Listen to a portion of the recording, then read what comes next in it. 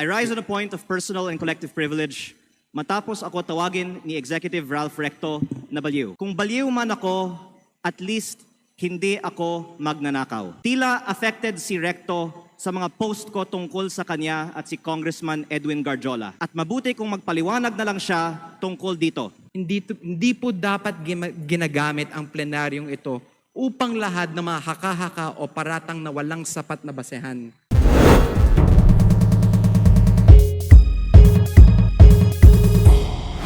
Mr. Speaker, there being no other member who wishes to Mr. Speaker, avail the I rise on a privilege point of hour, personal privilege. Majority Leader. Mr. Speaker, there being no other member who wishes to avail of the privilege hour, I move to close the privilege hour. Is there any objection? There hears none. The privilege hour is now closed. Mr. Speaker, I rise on a point of personal and collective privilege. What is the pleasure of the Honorable Leviste? Mr. Speaker, I rise on a point of personal and collective privilege in response to a comment by Executive Secretary Ralph Recto. Please proceed. Thank you, Mr. Speaker. I rise on a point of personal and collective privilege matapos ako tawagin ni Executive Ralph Recto na baliw. Kung baliw man ako, at least hindi ako magnanakaw. Tila affected si Recto sa mga post ko tungkol sa kanya at si Congressman Edwin Garjola. At mabuti kung magpaliwanag na lang siya tungkol dito. May kinakalat din siya sa social media na ako daw ay may utang sa DOE na 24 billion pesos. Ito po ay walang basehan at inimbento lamang upang tangkang pahinain ang mga binubunyag ko tungkol sa korupsyon sa ating gobyerno. At mas marami pa ang aking sasabihin sa ibang pagkakataon. Nagsimula lang itong mga atake sa akin nang sinimulan kong imbestigahan ang DPWH sa Batangas at ang mga kumpanyang konektado kay Congressman Edwin Garjola at naging Executive Secretary si Ralph Recto. Marami rin ang nagsabi na ang pagbunyag ko nito ay hindi aking kapaki-pakinabang. Ngunit hindi ito para sa sarili ko, ito ay bahagi ng aking tungkulin bilang mangbabatas at kinatawan ng unang distrito ng Batangas. At hindi ako matitinag, kaya po ako ay nananawagan na imbestigahan ang connection ni Garjola kay Recto, lalo na ngayong Executive Secretary na siya, at suriin ni Pangulong Marcos kung natutulungan ni Recto si Garjola mula sa loob ng Malacanang. Dahil limitado ang oras ngayon, ilahad ko ang iba ko pang nalalaman tungkol sa mga koneksyon ni na Garjola at Recto sa iba pang mga araw. Sisimulan ko lang ngayon sa isang punto. Ayon sa aking tansya at pananiliksik, mahigit 1 billion pesos ang ginastos ni Congressman Edwin Garjola para kay Vilma Santos Recto at Lucky Manzano sa iba pa nilang mga kandidato at sa sarili niya bilang first nominee ng CWS party list sa 2025 elections. Sa aking distrito, ang tansya ko ay 150 million. At ayon sa ibang mga politiko, gumastos sila ng 200 o 300 million sa kanilang distrito. Kaya sa 6 na distrito ng Batangas, sinasabi ng iba na aabot ng 2 bilyon ang ginastos ni na Recto at Garjola. Lalo't mas malaki pa ang ginastos sa Lipa. Pero hindi po ko bubuksan ang mga kinatawan ng Lipa sa aking pahayag na ito. Pero sabihin na lang natin na 1 billion pesos ang ginastos ni na Recto at Garjola sa 2025 elections. Noong April 16, 2025 naman, inimbita ako ni Congressman Garjola na mag-dinner sa kanyang bahay sa Punta Fuego na Sugbu sa aking distrito kasama si Secretary Recto na makikita sa mga picture na ibinahagi ko sa Facebook para hingin aking tulong para kay Vilma at Lucky. Pagkatapos, umikot ako kasama si Cong Garjola at mga tauhan ng mga Recto sa iba't ibang bayan ng aking distrito upang i-endorse ko ang V-Lucky sa mga leaders ko. Pagkatapos ng mga meeting, nakatanggap ako ng reports na may ibinigay umano na cash para ikampanya si Vilma at Lucky na galing raw kay Congressman Garjola. Tila si Congressman Garjola ang gumagastos para sa kampanya ni V-Lucky.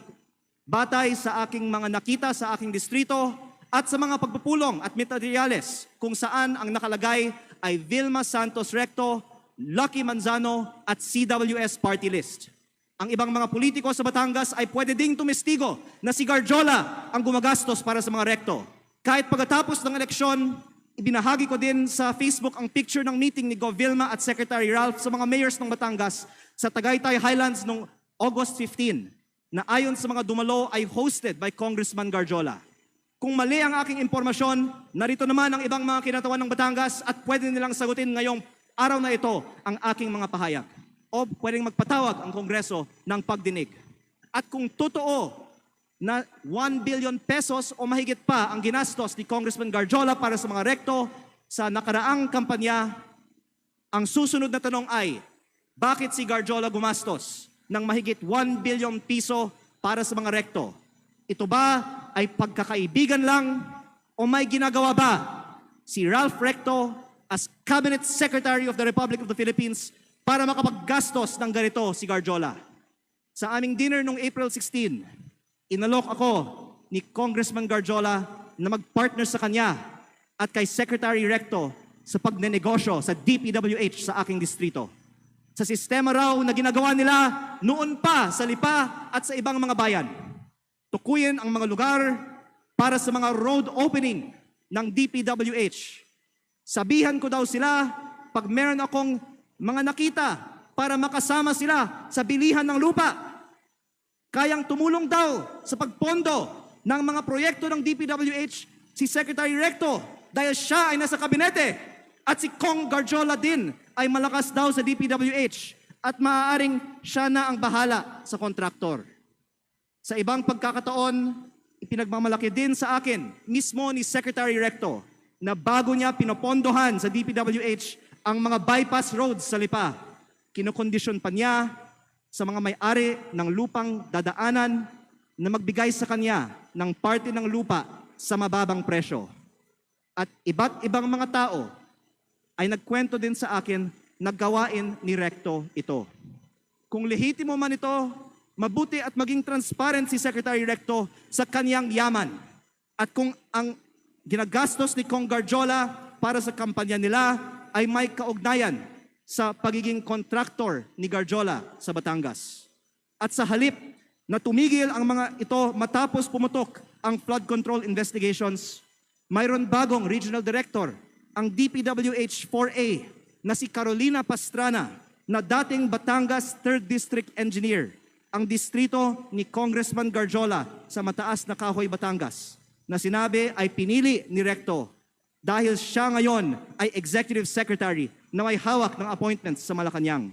Siguro naman hindi ito alam ni Pangulong Marcos, kaya inilalahad ko din ito ngayon sa Kongreso para makita ng lahat ang koneksyon ni Recto at ni Garjola at ang epekto nito para sa buong bansa.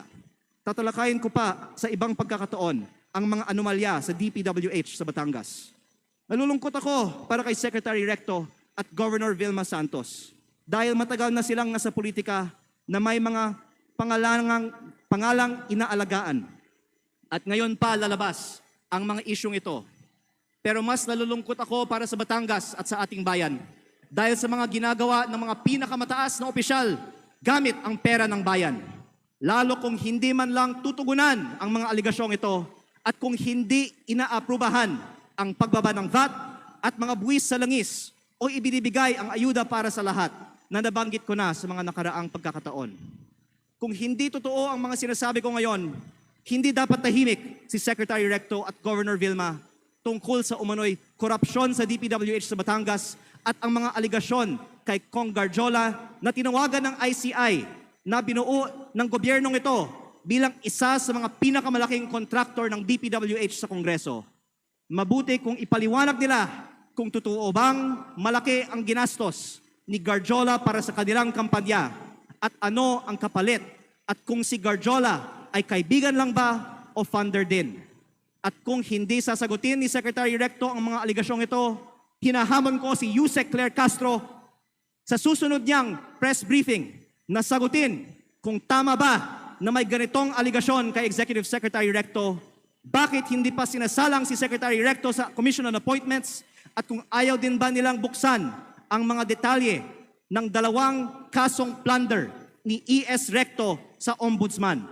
Mabuti ding Magpaliwanag si Yusek Castro kung bakit ba talaga natanggal sa pwesto si Executive Secretary Lucas Bersamin nang walang paliwanag at ipinalit isang respetadong dating Chief Justice ng Supreme Court sa isang taong ngayong may 2 kasong plunder sa Ombudsman.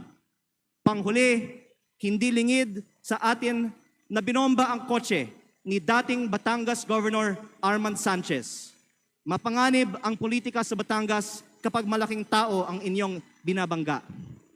Kaya kung ito man ang aking huling pagkakataon, nais kong dagdagan, hindi lang DPWH ang posibleng pagkukunan ng pondo ni Recto at Garjola. Dahil ayon sa mga politiko sa iba't ibang mga bayan ng Batangas, ang nasa likod ng STL operator ng Batangas, Refresh Gaming, ay si Recto at Garjola, na ang isang humaharap para sa kanila ay si San Juan Vice Mayor Anthony Marasigan, kahit na iba ang mga tao sa GIS ng kumpanya. Habang nasa kabinete ng Republika ng Pilipinas si Secretary Recto, mayroon bukis o second table ang Refresh sa kanyang sariling lalawigan. Kaya nananawagan din ako sa Kongreso na imbestigahan ang operations ng Refresh Gaming Corporation sa Batangas. Ang mga politiko sa Batangas ay maaaring tumestigo na dahil si Governor Vilma Santos ay nasa Kapitolyo, si Executive Secretary Ralph Recto sa Malacanang, at suportado sila ni Congressman Garjola, kompleto ang makinarya para gawing negosyo ang Batangas. Kaya baka hindi lang 1 bilyon ang nagastos na ni Garjola para sa mga Recto. Maraming salamat po. Majority Leader.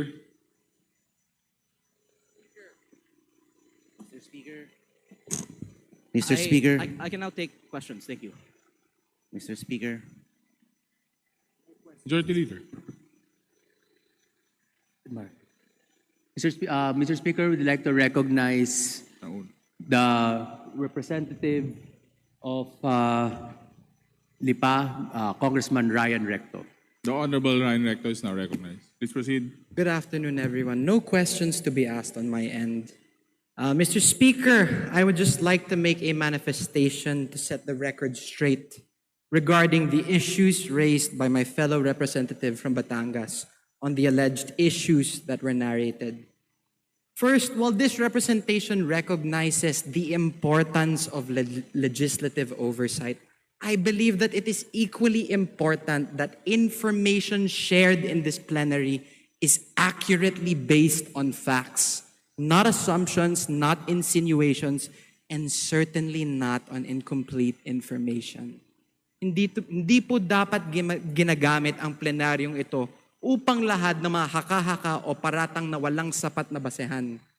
On the alleged ties between Congressman Edwin Gadiola and Executive Secretary Ralph Recto, their association is purely professional, as Congressman Gadiola is also a member of the House of Representatives and a fellow Batangueño. There are no personal interests involved, but only a shared commitment to fulfill their duties to their constituents. Walang katotohanan ang mga alegasyon ni Congressman Leviste na mayroon silang may mga maanumalyang transaksyon. Fake news po yan, Mr. Speaker. This representation is not privy to the motives of my colleague from the 1st District of Batangas, but let it be known, hindi po tayo basta-basta nagpapadala sa mga inimbentong issue dahil alam po natin kung ano ang katotohanan dito. In fact, I will not stand idly by and let these so-called facts be presented as truth. Let it be a reminder that Executive Secretary Ralph Recto has served as congressman and senator for decades, representing not only Batangas, but also the broader interests of the Filipino. And same goes for Governor Vilma Santos Recto. Mr. Speaker, and to all my colleagues here and to the general public, let us just focus on the facts and let us uphold the process. And most of all, let us keep our focus on our constituents and serve them with integrity. And on the subject of VAT, pagdebatihan po natin yan dito sa Kongreso. It is not the job of the executive, but our job as legislators, and we're always open for that. Thank you, Mr. Speaker. Mr. Speaker, may I Thank you. respond? Majority Leader.